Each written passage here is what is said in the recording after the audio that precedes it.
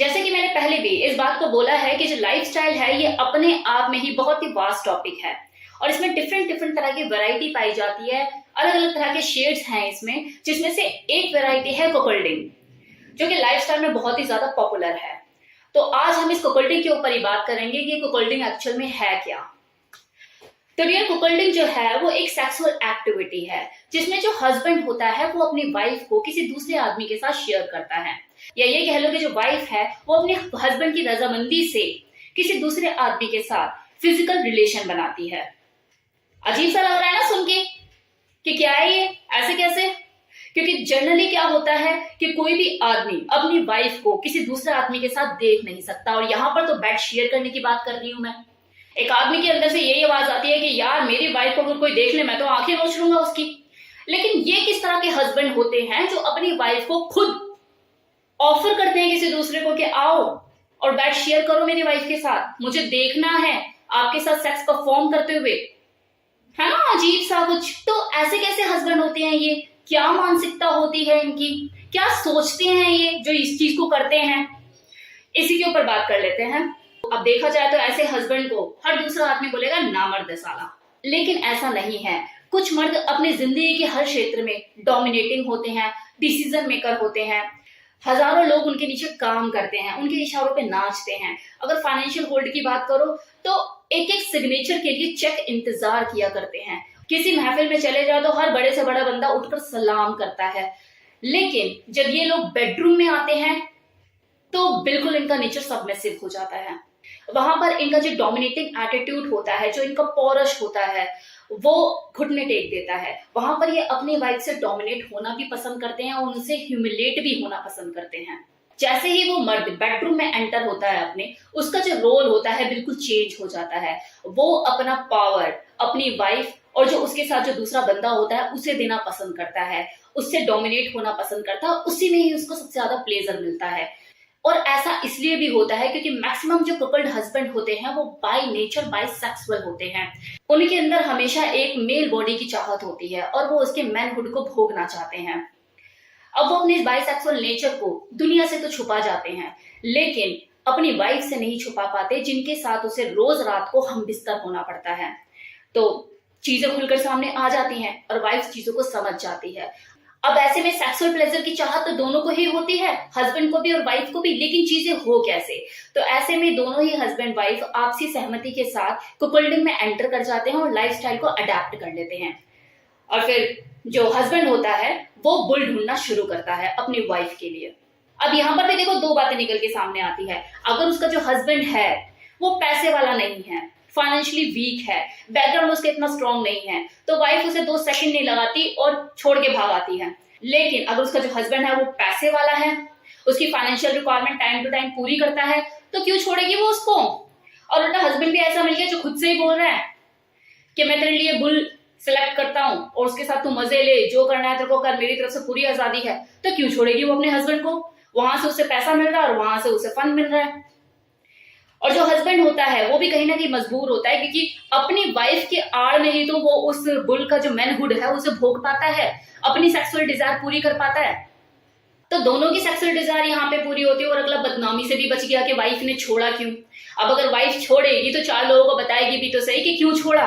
अब कुछ केसेस में क्या होता है कि जो हस्बैंड होते हैं वो बाइसेक्सुअल नेचर के नहीं होते, लेकिन वो सबमिसिव मेंटालिटी के होते हैं। और ऐसे में अगर उनका जो जेनिटल का साइज है, उनके जो पीनस का साइज है वो अगर एवरेज भी नहीं है, उससे बहुत ही स्मॉल है, लाइक 2 इंच 3 इंच, तो आप सोचिए उसको कॉन्फिडेंस लेवल फिर क्या होगा। तो उसकी जो वाइफ है वो तो उसे बराबर पे लेगी, टॉर्चर करेगी उसे कि क्या है तो किसी काम का नहीं है मेरे झंडू कहीं के। तो सोचो उसकी जो मेंटल कंडीशन होगी वो क्या होगी। उस वक्त उसके दिमाग में बस यही चलेगा कि यार कैसे भी करके मैं अपनी वाइफ को खुश कर सकूं, मेरा तो छोटा है तो चलो बड़े का इंतजाम करो। तो ऐसे में जो सबमिसिव मेंटालिटी के जो हस्बैंड होते हैं वो भी कुकुल्डिंग को अपना लेते हैं और लाइफस्टाइल को अडेप्ट कर लेते हैं। अब इस तरह के जो सबमिसिव माइंडसेट के जो कुकुल्ड हस्बैंड होते हैं, ये माइंड से तो पूरी तरह से डिस्टर्ब रहते ही हैं अपने छोटे साइज को लेके। तो इनका जो पेनिस है वो प्रॉपरली इरेक्ट हो ही नहीं पाता है, लेकिन अंदर ही अंदर बेचैनी तो होती है, तड़प तो होती है सेक्स को लेके, वो भूख तो होती है। तो क्या करें? तो ऐसे में जब वो अपनी वाइफ को किसी दूसरे के साथ परफॉर्म करते हुए देखते हैं, उसे खुश देखते हैं कि वो उसके साथ उन चीजों को एंजॉय कर रही है, तो वो सेक्सुअली अराउज होते हैं और उसे देखते हुए खुद को मैस्टरबेट करते हैं और सेक्सुअल प्लेजर अचीव करते हैं और डिस्चार्ज करते हैं। अपनी वाइफ की वो हॉट एक्सप्रेशन देखकर उसका जो एक्साइटमेंट लेवल होता है उसके हस्बैंड का, वो एक अलग ही लेवल पर होता है, क्योंकि उसके साथ तो वो चीजें हो ही नहीं पाती हैं और वो कभी देख ही नहीं पाया अपनी वाइफ को इस तरह के रूप में। वो चीजें उसको अलग ही तरह की एक्साइटमेंट देती है और जिसकी वजह से वो संतुष्ट हो पाता है। जो सेक्सुअल जेलसी होती है अंदर ही अंदर, वो भी उसके अंदर चिंगारी को भड़काने का काम करती है, उसको मोटिवेट करती है। तो कहीं ना कहीं वो जो कुकल्ड हस्बैंड होता है वो भी एक टाइम पर आकर शेर बनने की कोशिश करता है और दूसरी चीजों से कहीं ना कहीं मेंटल पीस भी मिलता है। वो मेंटली रिलैक्स हो पाता है कि चलो, जो मेरी वाइफ को मुझसे उम्मीद थी वो मैं नहीं कर पाया या मैं नहीं कर सकता, लेकिन मैंने उसे बेस्ट टू बेस्ट प्रोवाइड करा है। अब मैं ऐसा क्यों बोल रही हूँ? क्योंकि अपनी वाइफ के लिए बुल का सिलेक्शन कपल्ड हस्बैंड ही करता है। वाइफ थोड़ी ना अपनी खुद की एडवर्टाइजमेंट करती फिरती है कि मुझे बुल चाहिए। कुत्ते पीछे लग जाएंगे उसके और राह चलते देख लिया तो घर तक छोड़ने जाएंगे। अब यहाँ पर भी क्या चीज होती है कि अगर कुकल्ड हस्बैंड जो है वो सबमिसिव नेचर का है तो वो किस लेवल तक सबमिसिव है, मतलब इसमें भी डिग्री पाई जाती है, लो, मीडियम, हाई। अब अगर कोई हस्बैंड है जो कि हाई लेवल का सबमिसिव है, मतलब कि बहुत ही ज्यादा सबमिसिव है, तो जो उसकी वाइफ है उसको टॉर्चर भी करना पसंद करती है, उसे ह्यूमिलेट करती है। और जो उसका हस्बैंड होता है उसे टॉर्चर होना पसंद होता है, उसे ह्यूमिलेट होने में उसको प्लेजर मिलता है। इनफैक्ट वो बुल को पानी देता है, उसके जूते साफ करता है, सॉक्स उतारता है, मतलब he is a service provider. वहां पर वो सिर्फ एक सर्विस प्रोवाइडर की भूमिका ही निभाता है और उसे उसमें खुशी मिलती है क्योंकि वो अपनी सबमिसिव फैंटेसी को एंजॉय कर रहा होता है। तो अब बात करते हैं वो कुकल्ड हस्बैंड की जो मीडियम लेवल के सबमिसिव होते हैं। आई मीन जो बाहर की दुनिया में जो हीरो होते हैं लेकिन बेडरूम में आकर जीरो हो जाते हैं। तो वो लोग भले ही अपनी वाइफ को उस लेवल का प्लेजर नहीं दे पाते, लेकिन वो बुल जो उसके लिए वो अपनी वाइफ के लिए सेलेक्ट करते हैं, तो उसके मैनहुड को पहला भोग वो ही लगाते हैं, उसके शरीर का सुख पहले वो ही लेते हैं, उसके बाद वो फॉरवर्ड करते हैं आगे अपनी वाइफ को। आफ्टर ऑल बाइसेक्सुअल नेचर का है, ऐसे कैसे छोड़ देगा? ऐसी थोड़ी ना उसने अपनी वाइफ को चारा बनाकर ऑफर किया है, तो वो उसका पूरा मैनहुड निचोड़ेगा, उसके साथ सारी वो जो गे करते हैं वो सारी एक्टिविटी उसके साथ करेगा, उसके पेनिस को सक करेगा, ऑरल करेगा, उसको हैंड जॉब देगा, मतलब सब चीजें। वो उसी माइंडसेट का है, उसे वो चीजें करनी है, उसे चाहिए।